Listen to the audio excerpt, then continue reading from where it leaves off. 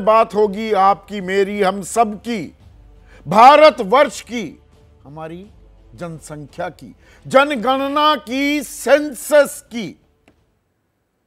अब हमें बताया जाता है, हम बताते हैं आपको, चर्चा होती है कि जी 140 करोड़ का देश हो गया। ये हम अंदाजा लगाते हैं। 2011 के बाद दरअसल जनगणना नहीं हुई है। हर 10 साल देश में जनगणना होती है। 1881 में यह प्रक्रिया शुरू हुई थी और लगातार चलती आ रही है। लेकिन वो कोरोना काल, वो संकट काल, संक्रमण काल, आफत काल ऐसा आया कि दुनिया पटरी से उतरती दिखी, व्यवस्थाएं बदलने लगी और इसी में जनगणना भी नहीं हो पाई। अब 2022 के अंत तक कोरोना काल का इंपैक्ट, उसके असर खत्म होने लगे थे। फिर से पटरी पर तमाम देशों की अर्थव्यवस्थाएं आने लगी थी। लेकिन हमने जनगणना नहीं करवाई, ना 23 में हुई, ना इस साल चुनाव भी होने थे। तो कब होगी जनगणना, यह अपने आप में लाख टके का सवाल है। और जनगणना इसलिए भी जरूरी होती है क्योंकि उसी के हिसाब से संसाधन बांटे जाते हैं। संघीय हमारा ढांचा है और 2026 में परिसीमन की प्रक्रिया भी होगी, जिसमें जो जानकारी मिल रही है 543 लोकसभा सीटें हैं अभी, वो बढ़कर 848 तक हो सकती हैं। अभी तक जो ये 543 लोकसभा की सीटें हैं, ये 1971 की जनसंख्या के हिसाब से तय की गई हैं, फ्रीज कर दी गई हैं।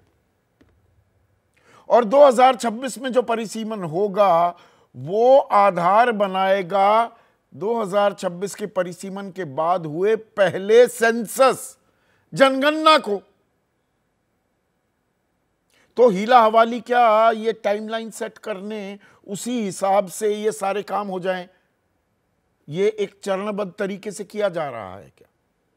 उस सवाल पर मैं आऊं उससे पहले आपको बता दूं, अब कयासों का बाजार गर्म हो गया है कि अगले साल, भाई 2 महीने बचे हैं मोटे मोटे, नवंबर दिसंबर के, जनवरी से प्रक्रिया शुरू हो जाएगी जनगणना की और यह लगभग 2 साल चलेगी।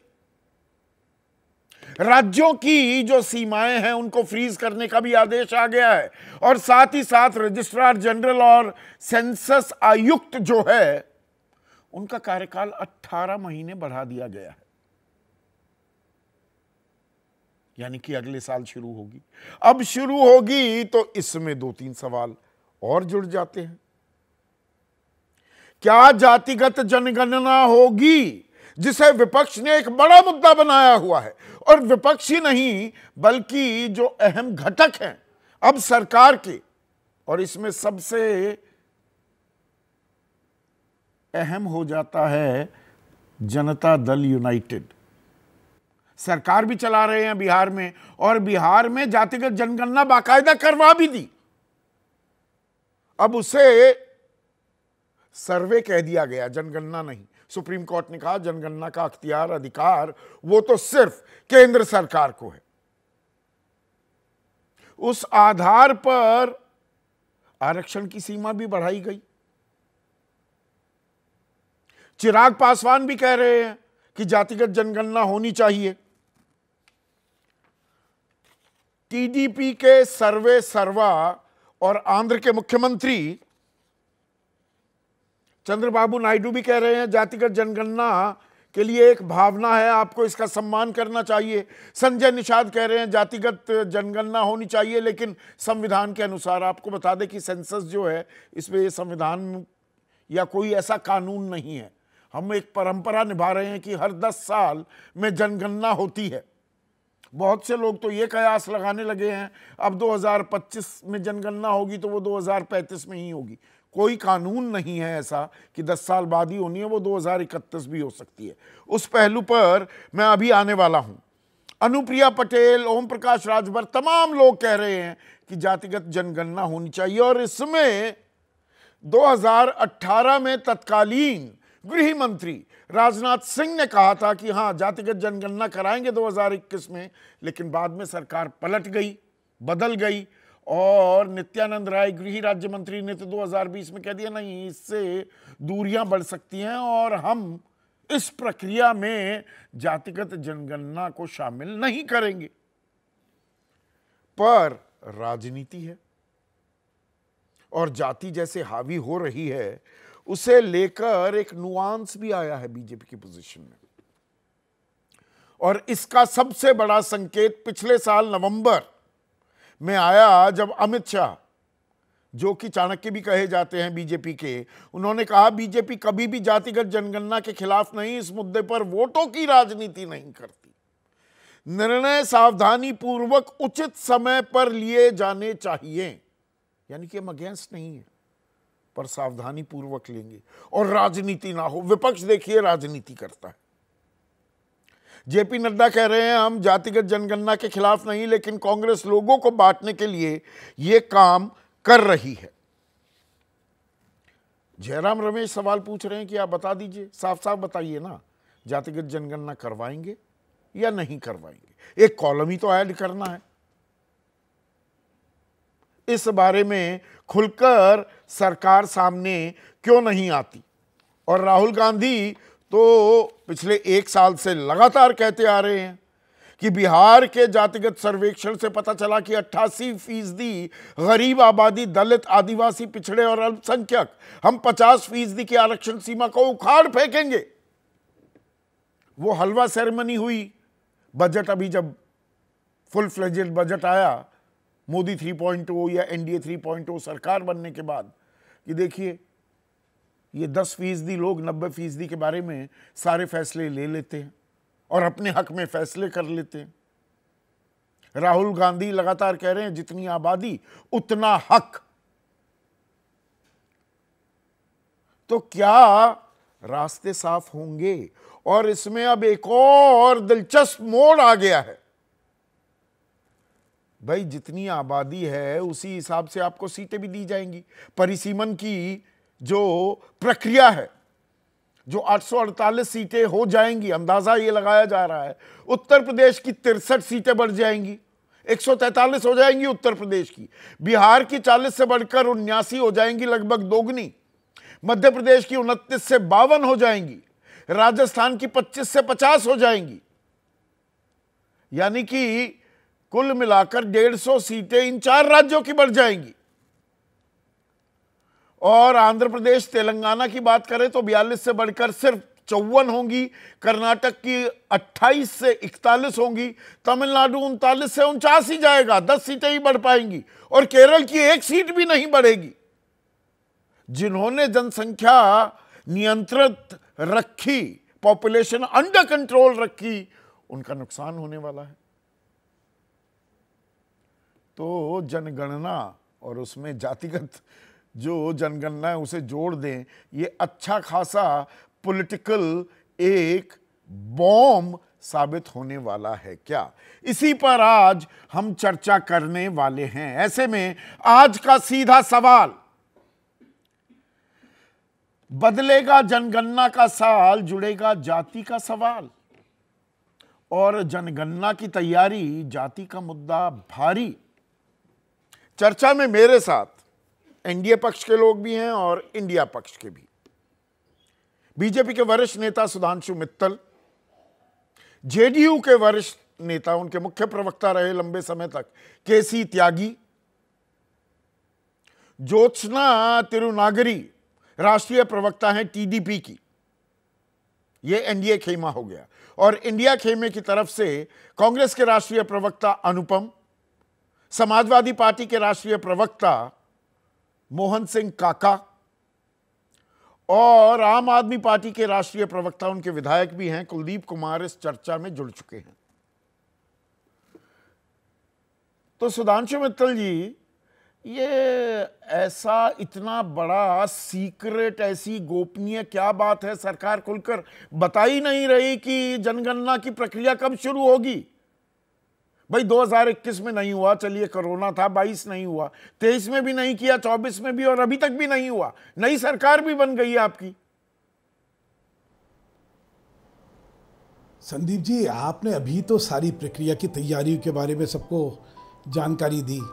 अभी आपने बताया कि कैसे कैसे एक्सटेंशन कर दी गई है, और ये तो इशारों में संकेत मिल रहे हैं, सरकार नहीं बता रही टाइमलाइन। इशारे सुनिए, हाँ तो नहीं, इशारों में अगर जो जो जो, जो समझे वो होशियार है, जो ना समझे वो नाड़ी है। भाई सारी तैयारियां होती है, सारी तैयारियां चल रही हैं, जनसंख्या का जो है सेंसस होना ही होना है, इसमें तो कोई दो बात ही नहीं है। लेकिन आप क्या करें, आपने एक चीज़ करी है, देखिए आपने जनसंख्या के सेंसस को परिसीमन से जोड़ने की कोशिश करी है, और आपने अपनी तरफ से एक्स्ट्रापोलेट करके बतला दिया कि किस किस की सीटें बढ़ेंगी, किस किस की कम हो जाएंगी। लेकिन आपको ध्यान नहीं है, पिछली बार की जब परिसीमन की एक्सरसाइज हुई थी, जो स्टेटों के परिसीमन की एक्सरसाइज हुई थी, उसमें कई चीज़ों को ध्यान रखा गया था।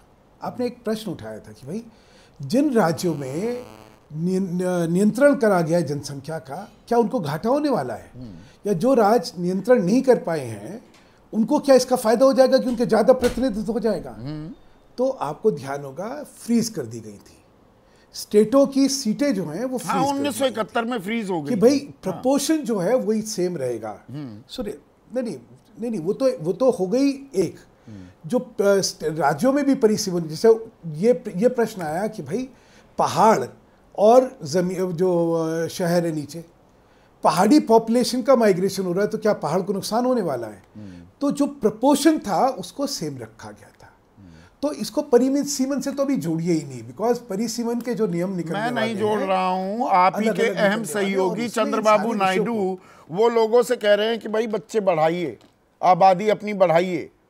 आपके विरोधी एमके स्टालिन तो कह रहे हैं बच्चे दो नहीं अच्छे, 16 बच्चे अच्छे। 16 उन्होंने चीजें गिनवाई थी उसमें कि भाई ये 16 सुख जो मिलते हैं, आप 16 बच्चे पैदा कर लीजिए, वरना हमारी तो सीटें ही घट जाएंगी।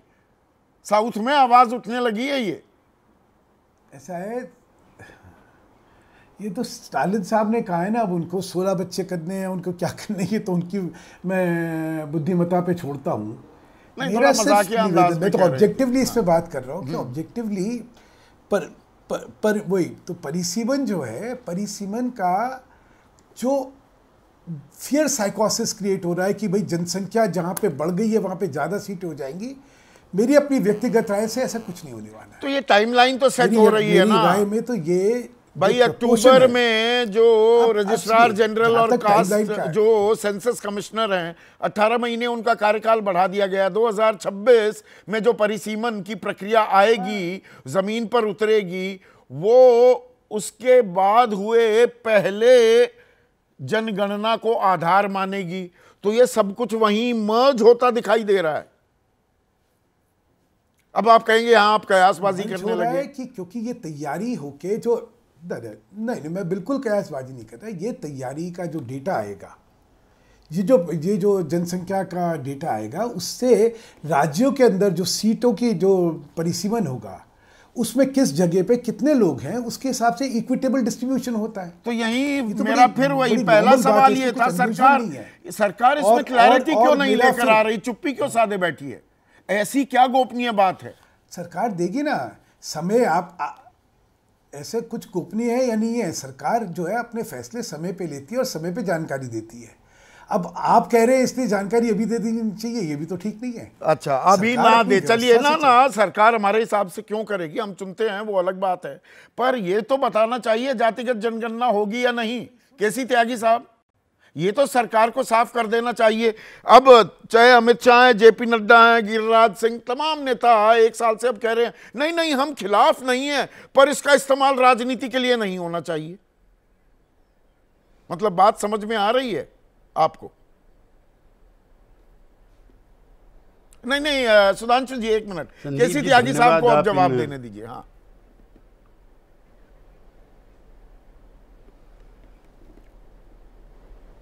संदीप जी धन्यवाद, आप इन सामाजिक सरोकारों के सवालों को प्रखरता से अपने चैनल पर उठाते रहते हैं। एक तो संविधान की प्रति मेरे सामने है। इंडियन फ्रीडम मूवमेंट में जब हम आज़ादी की लड़ाई लड़ रहे थे महात्मा गांधी के नेतृत्व में, उस समय ये भी तय हो रहा था कि जो हम संविधान बनाएंगे उसमें सब वर्गों के साथ जस्टिस करेंगे, justice social, economic and political. तो पॉलिटिकल सिस्टम तो ठीक हो गया, अडल्ट फ्रेंचाइज मिल गया सब लोगों को, जो गरीब है, अमीर है, ऊंचा है, नीचा वगैरह वगैरह। लेकिन सोशल और इकोनॉमिक जस्टिस अभी नहीं मिला है। कांग्रेस के अंदर जो प्रगतिशील तबके थे प्री 47, लोहिया, जेपी, नरेंद्र देव, अशोक मेहता ... वो गांधी जी पर लगातार दबाव डालते थे कि ये स्टेटस कोइस्ट और राइटिस्ट विंगर्स की पार्टी बनती जा रही है कांग्रेस पार्टी। ना तो लैंड रिफॉर्म कोई बात करती है, ना सोशल इश्यूज पर कोई करती है। उसी बीच में डॉक्टर अंबेडकर का भी प्रवेश है। और भारतीय उपमहाद्वीप में सामाजिक समता के सवाल को सबसे ज़्यादा इंडिपेंडेंस से पहले डॉक्टर अंबेडकर ने उठाया और उसके बाद डॉक्टर लोहिया ने उठाया। कांग्रेस पार्टी के अधिकांश नेता कंजर्वेटिव थे, रूढ़िवादी थे, वो इन सवालों से परहेज करते, नहीं, जात पात मत छेड़ो, नहीं, इससे दूर रहो, वगैरह वगैरह। अब 26 नवंबर को संविधान दिवस मनाया जा रहा है, तो सोशल जस्टिस भी होना चाहिए। अब सोशल जस्टिस कहानी ये जो आपने जिक्र किया है, 1931 की परिकल्पना कीजिए। जो बैकवर्ड थे, जो शेड्यूल कास्ट थे, आप तो अब भी अपने बराबर में नहीं बैठाते। एनसीआर की बात छोड़ दीजिए, मैं राजनीति कार्य करता हूँ, मुझे सारे देश में जाना पड़ता है। वाल्मीकि की, मुसहर की, उन जातियों की क्या स्थिति है, तो आप उनको बराबर में नहीं बैठाते, आप उनको जॉब नहीं देते, आप उनको किसी और सरोकार में शामिल नहीं करते। तो 1971 में जब जनगणना हुई थी तो लोगों ने अपने आप को ब्राह्मण, लोगों ने आपको शर्मा, वर्मा लिखना शुरू की दिए। अब 2 उदाहरण देना चाहता हूँ, ये काफ़ी स्पष्ट है। हमारे उत्तर प्रदेश में, जहाँ के मेयर आप रहने वाले हैं, लोध जाति बैकवर्ड है। एक भी लोध अपने आप को लोध नहीं लिखता, दे राइट लोध राजपूत। नीतीश कुमार जी की जो बिरादरी है कुर्मी, वो उत्तर प्रदेश में भी है, बिहार में भी है, कई और राज्यों में भी है। मुझे उत्तर प्रदेश में जाने का मौका मिला, नीतीश कुमार जी भी साथ थे, जहाँ कुर्मीय क्षत्रिय सभा बनी हुई है। यानी कि सामाजिक सम्मान पाने के लिए कुर्मी पिछड़ों को भी अपने आप को क्षत्रिय कुर्मी सभा का सदस्य बनाना पड़ता। तो एक तो मैं इस हिपोक्रेसी के खिलाफ हूँ। नहीं, तो ये हिपोक्रेसी, आपने 2 बातें बड़ी अहम कही। स्टेटस कोएस्ट, 1 मिनट रुकिएगा केसी त्यागी साहब, कि भाई कांग्रेस स्टेटस कोएस्ट थी, यथास्थिति बरकरार रखने वाली, राइट विंगर्स बढ़ गए थे, आप तो राइट के साथ ही हो गए, कदमताल कर रहे हैं। ये भी अपने आप में एक फुल सर्कल है। जिन लोगों को आप अपना गुरु मानते हैं, जिनकी वो मुखालफत करते थे, आप उन्हीं के साथ जुड़ लिए। मेरा सवाल यह है, सरकार साफ क्यों नहीं करती कि जातिगत जनगणना होगी या नहीं होगी? गोल गोल क्यों घुमाया जा रहा है इस मुद्दे को? एक तो संदीप जी, मैं चाहता हूं कि आप नोएडा से निकल करके मानसिक रोड पर आए। मानसिक रोड पर 16 मीटर का एक वो लगा हुआ है बैनर, नई बिल्डिंग में, जनसंख्या आयोग। इसका मतलब तो जनसंख्या होने जा रही है, उसका बोर्ड लग गया। एक दूसरा, जो डायरेक्टर जनरल है इसका जनसंख्या आयोग का, उसका खुद ये मानना है कि कुछ करना नहीं है। जब जनगणना हो रही है तो उसमें खाली जात, एक कॉलम और भरना उसमें। और हम बिहार में, अब हमारे जो हमारी क्रेडिबिलिटी के बारे में आप कहना चाहते हैं, तो हम तो इस देश में सबसे ज़्यादा क्रेडिबल हैं। और हमारा जो नेता है नीतीश कुमार, उसके तो 100 के 100 नंबर हैं। 1900 मैं तो उस समय लोकसभा में जातिगत जनगणना होगी, जब 7 अगस्त 1990 को, मेरी बात सुन लीजिए प्लीज आप, मुझे मैं काफी दिनों के बाद आया हूं आपके चैनल पे। 1990 में जब मंडल कमीशन लागू हुआ है, उस समय 52% पिछड़ों की संख्या मंडल कमीशन ने आंकी थी। हमारा जो बिहार का जातिगत जनगणना है, उसने इसको रिजेक्ट कर दिया। उनका कहना है कि ये 63% है बैकवर्ड। यानी कि इसमें अत्यंत पिछड़ा वर्ग 22% है, पिछड़ा वर्ग है 18%, अनुसूचित जाति है 20% और अनुसूचित जनजाति 2%, यानी कि 63 पॉइंट कुछ % SC ST और बैकवर्ड हैं। 10% का इकोनॉमिकली वीकर सेक्शन का कोटा आपने पहले बढ़ा दिया। बिहार की पहली सरकार है देश में, अकेला नेता नीतीश कुमार है देश आप में वही जिसने कसीदे पढ़े जा रहे हैं, आरक्षण की सवाल जो सीधा है उसका जवाब क्यों नहीं दे पा रहे हैं केसी त्यागी साहब?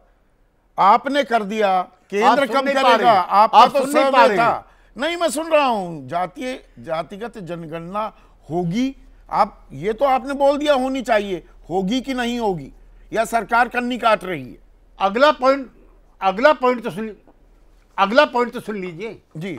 जो गरीब पाए गए हैं उन परिवारों को इकोनॉमिक एम्पावरमेंट के लिए 2-2 लाख रुपए एक साल के लिए दिए गए हैं।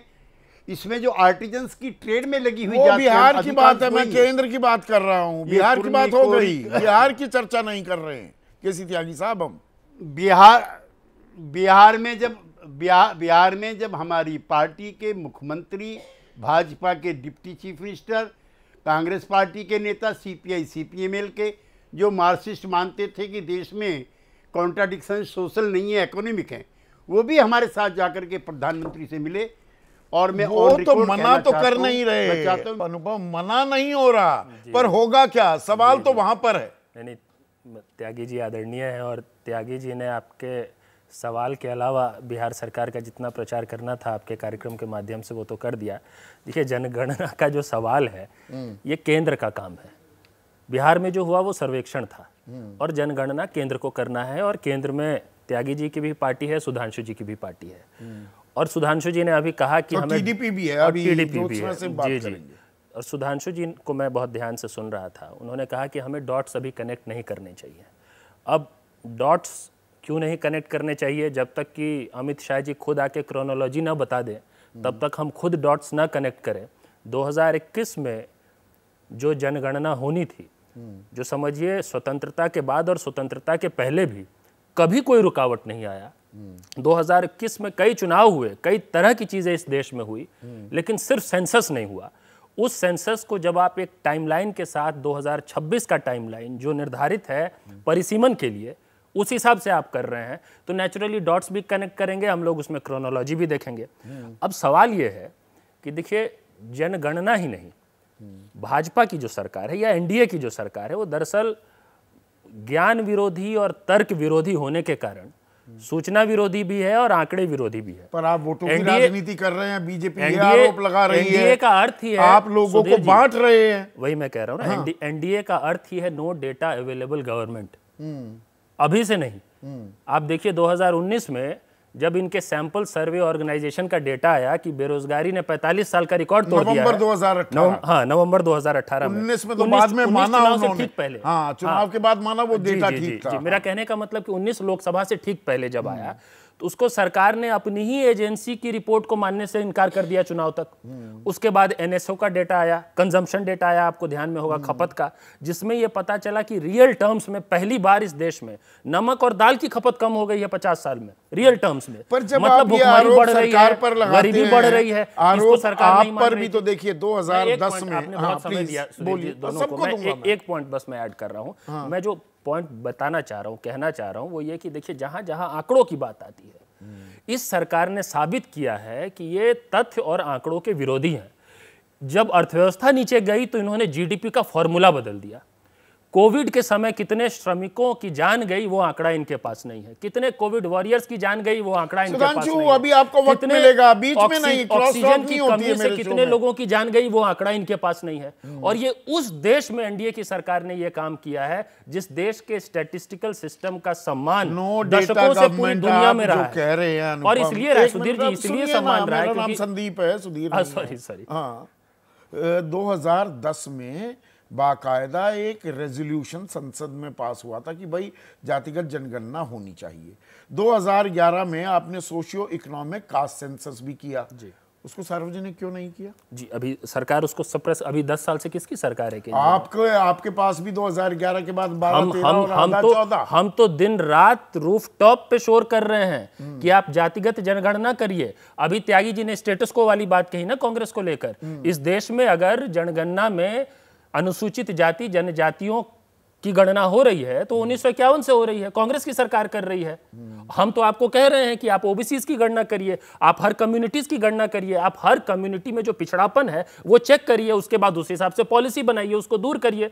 सरकार को तो स्पष्ट एक लाइन में एक लाइन की जवाब है। आप इनसे ये जवाब लेके दिखा दीजिए मुझसे, त्यागी जी से चाहे भाजपा के प्रवक्ता से, कि जातिगत जनगणना होगी या नहीं होगी। मित्तल से हम ये पूछते, सुधांशु, जब अनुसूचित जाति अनुसूचित जनजाति की गणना हो सकती है, पिछड़ी जातियों की जनगणना क्यों ना हो? तो अभी मना किसने करा है? आप कर कौन रहा है? हाँ, कौन कर रहा है? पूछिए जिस समय ये होगा कि नहीं होगी। नहीं नहीं, कमाल है। मेरा तो आपका देखिए क्या है, आप विषय को भटकाते हैं। यहाँ पे राजनीतिक चर्चा होने की विषय पे चर्चा नहीं करवाते हैं आप यहाँ पे राजनीतिक भाषण दिलवाएंगे। ये कोई तरीका है चर्चा करने का क्या? भाई जनगणना के बारे में बात करिए, परिसीमन के बारे में बात करिए। किसी के साहब भाजपा के सरकार के तो आंकड़े ही नहीं होते। अरे क्या बात करें भाई? तो आंकड़ा, जाति का आंकड़ा क्यों नहीं होना चाहिए, ये सवाल पूछा जा रहा है। क्या होगा? सुनिए, अरे भाई मैं बता रहा हूँ ना। अब आपने इनसे ये पूछा, इनसे आगे क्यों नहीं पूछा? भाई 2011 के बाद इन्होंने क्यों नहीं उस आंकड़े को सामने रखा? राहुल गांधी ने उसका खिलाफत 10 साल आपने क्यों नहीं दिखाया? मैं आपसे पूछूंगा ना, एडिटोरियल पॉलिसी आप थोड़ा तय करेंगे, सवाल तो मैं तय करूंगा। मुझे क्या पूछने हैं? आप क्यों किसी आ रहे हैं भाई? तो मेरे को सुनिए दीजिए ना, मेरे से सुनिए। तो 2014 से वो आंकड़े आपके पास है, सार्वजनिक क्यों नहीं कर रहे? दिक्कत क्या? आप ये बताइए ना। मेरी दिक्कतें छोड़िए, अपना सवाल का जवाब दीजिए ना। मैं बताता हूँ ना, पूछे। अरे मैं बता रहा हूं, सुनिए तो। क्यों नहीं कर रहे ना? ये सेंसस नहीं करा इन्होंने सर्वे करके उसको छोड़ दिया। इनकी लेबर मिनिस्ट्री ने करा था, आपको नहीं पता है? तो इसलिए विषय है कि इसको अगर कोई भी चीज देखिए, आज तक क्या हुआ है, 1931 में लास्ट सेंसस हुआ था कास्ट का जी। उसी को एक्स्ट्रापोलेट, उसके बाद भारत का विभाजन भी हो गया, लेकिन उसी को एक्स्ट्रापोलेट करते करते चीजें चलती रही है। अब विषय आ रहा है कि अब जो है जनगणना क्या होगी। तो मतलब आपका कहना यह है कि हमने मना नहीं किया। अब एक मिनट, मनोज सिंह काका अब स्क्रीन पर। मनोज, सरकार मना कहां कर रही है? आपको इतनी जल्दबाजी क्यों लगी हुई है?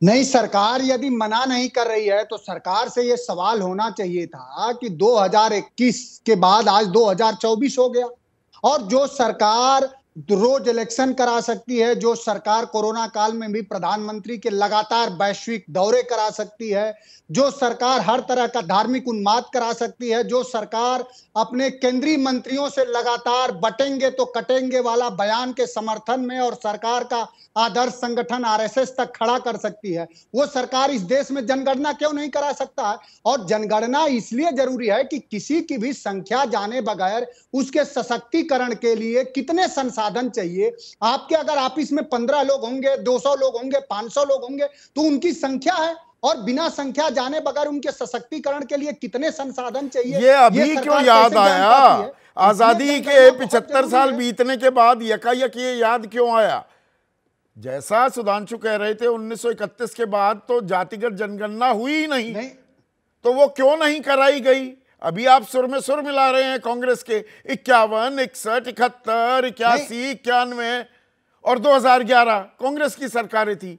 देखिए, जो आपका सवाल है, कम से कम शानदार सवाल आप करते हैं, इसके लिए तो आपको पूरा देश साधुवाद दे रहा होगा। हम कांग्रेस के सुर में सुर नहीं मिला रहे साहब। हम 2011 से पहले भी श्रद्धेय नेताजी लालू प्रसाद यादव जी और देश के और जो समाजवादी नेताओं थे, सबने कहा कि जातिगत जनगणना होनी चाहिए, और उस समय देश के वित्त मंत्री प्रणव दा ने कहा कि हम जातिगत जनगणना के आंकड़े उजागर करेंगे। लेकिन दुर्भाग्यपूर्ण है कि कांग्रेस सरकार ने उन जातिगत जनगणना के आंकड़ों का उजागर नहीं किया। इसके लिए आपने जो दोषारोपण किया कांग्रेस पे, वो शाश्वत सत्य है। लेकिन सवाल यह है कि भारतीय जनता पार्टी, जिसके शीर्षस्थ संगठन में भी सिर्फ चित्पावनी ब्राह्मणों का ही वर्चस्व है, वो क्यों चाहेंगे कि इस देश में, अगर इस देश में जातिगत जनगणना इसलिए जरूरी है, सुनिए संदीप जी, कि इस देश के माननीय सर्वोच्च न्यायालय ने कहा है कि देश में पिछड़ेपन का अगर कोई कारण है तो वो जाति है, जाति। इसलिए जातिगत जनगणना जरूरी है। और अखिलेश यादव तो इस देश के पहले ऐसे नेता हैं जो सड़क से लेकर सदन तक जाति से वोट की राजनीति, ये जाति जो हावी हो रही है, आपको सूट कर रही है, इसीलिए आप पुरजोर तरीके से ये बात उठा रहे हैं क्या? ज्योत्सना, सरकार साफ क्यों नहीं कर रही है? कि जनगणना में जातिगत जनगणना होगी या नहीं होगी? करना चाहिए सरकार को साफ? नहीं, पहले तो हमारी गठबंधन ऐसी नहीं है, ना तो हमारी पार्टी ऐसी है जो एक पत्र का मतलब मेरा बोलने का मतलब ये है संदीप जी, हमारी पार्टी या हमारे गठबंधन ऐसा नहीं है जो एक पत्रकार से आपकी जाति क्या है पूछ ले, या फिर कोई वहां बाहर खड़ा है तो उससे पूछ ले अरे भाई तेरी जाति क्या है, ऐसा तो नहीं पूछते। नहीं हम नहीं लोग। पूछते हैं, कैसी बात कर रही हैं आप? नहीं, संसद में बाकायदा सवाल पूछा, जो अपनी जाति बताने को तैयार नहीं, अरे भाई तेरी जाति क्या है, अनुराग ठाकुर ने राहुल गांधी से पूछा। संदीप जी प्रधानमंत्री ने अपनी जाति बताई है, 29 मंत्रियों की जाति बताई गई कि राष्ट्रपति दलित हैं या राष्ट्रपति आदिवासी हैं, सब बताया गया है। आप ही की सरकार ने बताया। बोलने दे। नहीं सुनिए संदीप जी, आप इतना देर होने के बाद मुझे एक मौका दिए बात करने का, वो भी आप छीन ले रहे। ये तो बड़ी नाइंसाफी है। नहीं, नाइंसाफी तो ना करो हमारे साथ। चलिए बोलिए। हाँ, तो मैं ये बोल रही थी, मैं इसलिए वो एग्जाम्पल मुझे इसलिए लेना पड़ा संदीप जी, आज के तारीख में हमारी पार्टी को देखेंगे तो हम तो स्किल सेंसस की बात कर रहे हैं संदीप जी, कास्ट सेंसस की बात बाजू में रख दीजिए। हमारी पार्टी इतना आगे सोचती है, हम तो स्किल सेंसस की बात कर रहे हैं, हम तो ये जो कौशल गणना बोलते हैं ना, हम उसकी बात कर रहे हैं। और तो सरकार तो सिर्फ जनगणना की भी तारीख नहीं बता पा रही। आप चलिए, बहुत अच्छा है, आप आगे जा रही हैं, सरकार वहीं अटकी हुई है। आप तो ये भी बात मानिए कि हम भी सरकार में है, तो हम तो बिल्कुल ये हम भी सरकार में एक हिस्सेदार हैं। बिल्कुल, हम तो ये जनगणना भी होगी, और जिस तरीके से जैसे एक कास्ट सेंसस की बात भी हो रही है ना संदीप जी, बिल्कुल इस पे एक चर्चा होगी। बिल्कुल जो भी नहीं, अभी देखिए, दो इतने तजुर्बेकार व्यक्ति, आपके सहयोगी सुधांशु मित्तल और केसी त्यागी, मतलब तजुर्बा असीम है, दोनों कह रहे हैं अरे भाई मना कहाँ किया है सरकार ने। अरे मना नहीं किया तो हाँ भी नहीं किया, मना तो आप नहीं करेंगे, वो 2035 हो जाएगा, 45 हो जाएगा। संदीप जी, मेरी तो आज आपसे बहुत ये है कंप्लेंट है संदीप जी, आप मुझे बोलने ही नहीं दे रहे। बड़े बुजुर्ग है टीम में, पैनल में, आप मुझे बोलने तो दीजिए, मौका तो दीजिए मुझे। मैं ये बोल रही थी, वही बात है, जब हमारे त्यागी जी या फिर हमारे सुधांशु जो बोल रहे, वही तो बात मैं भी बोल रही हूँ। बिल्कुल एक चर्चा तो होनी चाहिए ना। आज ऐसा नहीं है कि इनको जब जी में अरे हलवा का सेरेमनी हो रहा है तो उसमें बोल देंगे अरे इसमें तो कास्ट इक्वालिटी नहीं है। नहीं तो हम मिस वर्ल्ड की बात कर रहे हैं, मिस इंडिया की बात कर रहे हैं, उसमें कास्ट इक्वालिटी नहीं है। कास्ट कहाँ लेके आना है सर, कहाँ लेके आना है? इतनी भी अकल नहीं है उन लोगों को, इतनी भी अकल नहीं रहती सर। आप सोच लीजिए संदीप जी, मैं तो ये बोल रही हूँ, अगर आप देखेंगे, आप जब जाति की बात करती हैं तो वो बिल्कुल सही होती है, दूसरा जाति की बात करे तो वो राजनीति कर रहा होता है। मोटी बात ये कह रही हैं। वो लोग राजनीति, सर सुनिए संदीप जी, हम जाति की बात जब जरूरी है, जब वो जाति की अच्छाई के लिए हम लोग कर रहे हैं, हम राजनीति के लिए जाति की बात नहीं कभी नहीं लाए, हम तो कभी नहीं लाए। अब एक बात मैं बोलती हूँ, ओबीसी का जो डेवलपमेंट है पिछले 10 साल में, you want to have a debate on that, I am ready for that sir, I am ready for that, absolute. कोई भी कहीं पे अच्छा, सरकार से Jyotsna, you being a lady, जी रोहिणी कमीशन है आयोग, 13 एक्सटेंशन हुई उसकी रपट, उसकी सारी फाइंडिंग्स राष्ट्रपति को दे दी गई हैं, यानी कि सरकार को दे दी गई हैं। वो कब होगी सार्वजनिक? उसमें जो हमारे पास छन के जानकारी आई, 993 जातियों को ना एक दाखिला, ना एक नौकरी मिली। 924 जातियों को 2.86 नौकरियां और दाखिले मिले। सब मलाई कुछ लोग काट कर जा रहे हैं, और आप जातिगत जनगणना नहीं करवा रहे हैं, ना जी रोहिणी आयोग उसकी रपट को सार्वजनिक कर रहे हैं। मेरे बातों का आप गलत इन्फ्रेंस तो नहीं लेना। मैंने ये नहीं बोला कि हम लोग नहीं कर रहे हैं, बिल्कुल नहीं बोला सर। आप गलत इन्फ्रेंस देखिए, मैं कड़वी बातें भी करनी जानता हूँ और मैं फैक्ट्स पर बहुत स्ट्रांग हूँ। गलत इन्फ्रेंस नहीं Sandeep ji, I never said, even in your debate in the past 5 minutes that I'm talking, मैंने ये नहीं बोला कि हम लोग नहीं कर रहे, नहीं बोला सर मैंने।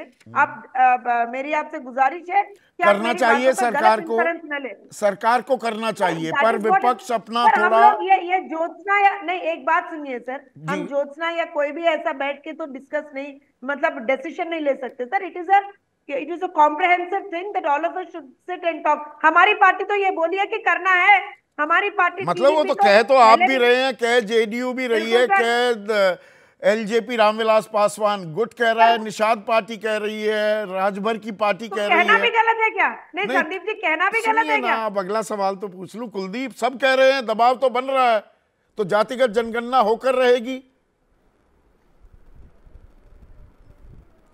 देखिए संदीप जी, पहली बात तो ये ज्योत्सना जी कह रही थी, इस देश में जाति के आधार पर भेदभाव हो सकता है, इस देश में जाति के आधार पर मूंछ रखने पर किसी की हत्या हो सकती है, इस देश में घोड़ी चढ़ने पर जाति के आधार पर किसी की हत्या हो सकती है, इस देश में उत्तर प्रदेश के अंदर रात के अंधेरे में एक बेटी को जलाया जा सकता है, लेकिन जाति के आधार पर जातिगत जनगणना की आप बात नहीं कर सकते हैं। भारतीय जनता पार्टी आपसे जातिगत भेदभाव कर सकती है, आरएसएस आपके बीच में जातिगत उन्माद फैला सकती है, लेकिन दलित और पिछड़े लोग इस देश में जातिगत जनगणना के आधार पर अपने अधिकारों की बात नहीं कर सकते। मतलब दोनों तरफ से एक तरह की बात आ रही है कुलदीप। कह रहे हैं कि बीजेपी कहती है आप वोटों की राजनीति कर रहे हैं, आप उन पर जाति विरोधी होने का आप आरोप लगा देते हैं, आरक्षण विरोधी होने का आरोप लगा देते हैं। नहीं, ये वोटों की राजनीति नहीं है, ये इस देश के दबे कुचले समाज के अधिकारों की लड़ाई है। ये उनको उस संसाधनों में अधिकार मिले, उनको नौकरियों में अधिकार मिले, उनको सम्मानित जीवन मिले, ये उसकी लड़ाई है। और उस लड़ाई के लिए अगर भारतीय जनता पार्टी को ये लगता है कि वोटों की लड़ाई है, तो ये उनकी सोच है जो केवल राजनीति के आसपास घूमती है, वोटों के आसपास घूमती है। नहीं कर रही शुरू से वो रहा है कि वोटों के आधार पर अपने एजेंडे को तय करते हैं। दरअसल टाइम बाय कर रही है कि अरे अब फिर 10 साल और लटक जाएगा मामले को लटकाया जा रहा है क्या कुलदीप? संदीप जी, अगर एक दिन भी इस मामले को लटकाया जा रहा है तो इस देश के दबे कुचले समाज के अधिकारों को मारने का प्रयास भारतीय जनता पार्टी पीछे के दरवाजे से कर रही है, आरक्षण को खत्म करने का प्रयास कर रही है। पर सब घटक इतना दबाव तो डाल ही रहे हैं, जेडीयू दबाव डाल रही है, टीडीपी दबाव डाल रही है, करने का काम किया, एलजेपी रामविलास पासवान गुट, ओम प्रकाश, राजभर, संजय निषाद, अनुप्रिया पटेल, सब मांग एक ही कर रहे हैं। संदीप जी सोचिए कि अगर आज ये लंगड़ी सरकार है, दो सहारे पे सरकार चल रही है, और जो इनके साथी हैं जिनके सहारे पे सरकार चल रही है वो इसकी मांग कर रहे हैं, अगर ये 400 पार हो जाते तो मुझे पूरी उम्मीद है कि इस देश के बाबा साहब अम्बेडकर के संविधान को, आरक्षण को खत्म करने का ये लोग प्रयास करते। इसलिए देश के लोगों ने इनकी नीयत को समझा, इनकी बात को समझा और इनकी सरकार को 240 में लाके छोड़ दिया। और मैं फिर कह रहा हूं भारतीय जनता पार्टी को, अगर आपने जल्द से जल्द अगर आपने जाति के आधार पर जनगणना नहीं कराई तो भारतीय जनता पार्टी को इस देश के राज्यों के चुनाव में भी और इस देश के चुनाव के अंदर भी अपनी सरकार से हाथ धोना पड़ेगा। साहब, आप सारे घटक दबाव बना रहे हैं, एक सुर में जातिगत जनगणना का समर्थन कर रहे हैं, फिर भी सरकार टच से मस क्यों नहीं हो रही? कुलदीप कह रहे हैं यही कि अगर 370 या 400 सीट हो जाती फिर तो बिल्कुल नहीं सुना जाता किसी की। कुलदीप जी जिस दल से जुड़े हुए हैं उससे मेरा भी रिश्ता रहा, इनके नेता से भी मेरे रिश्ते रहे हैं। मैं बहुत जिम्मेदारी से अपने मित्र कुलदीप जी को कहना चाहता हूँ कि जब अन्ना आंदोलन चल रहा था तो बाहर बैनर लगे रहते थे यूथ फॉर इक्वलिटी, जिसका मतलब है जाति पर आधारित आरक्षण के हम विरोधी हैं। ये समय काल और परिस्थितियाँ होती हैं। आप और सुधांशु जी दिल्ली यूनिवर्सिटी के एक साथ के पढ़े हुए, मैं आप दोनों से कहना चाहता हूं कि समाज का निरंतर विकास होता रहता है। भारतीय जनता पार्टी जो 89 की थी वो आज नहीं है। आज इसका नेता छाती पे हाथ रख के कहता है कि मैं पिछड़ा हूं, मुझे उस पर गर्व है। अटल एरा में ऐसा नहीं होता था, वो दूसरे तरह की सरकार थी, ये दूसरे तरीके की सरकार है।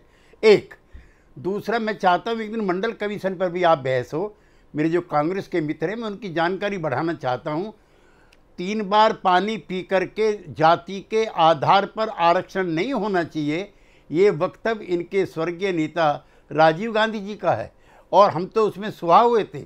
हमारी तो सरकार गई थी। अब देखिए कर्पूरी ठाकुर की केसी सरकार गई त्यागी थी साहब, जातिगत आरक्षण। बयानों को आधार बनाएंगे तो 2015 में आप बिहार, जिस बिहार का आपने बड़ी विस्तार में जानकारी भी दी, सरसंघ चालक मोहन भागवत ने कहा आरक्षण की समीक्षा होनी चाहिए, आपने बड़ा उसको मुद्दा बनाया था। मेरा सवाल सीधा है, क्या आपका दबाव भी सरकार नहीं मान रही है?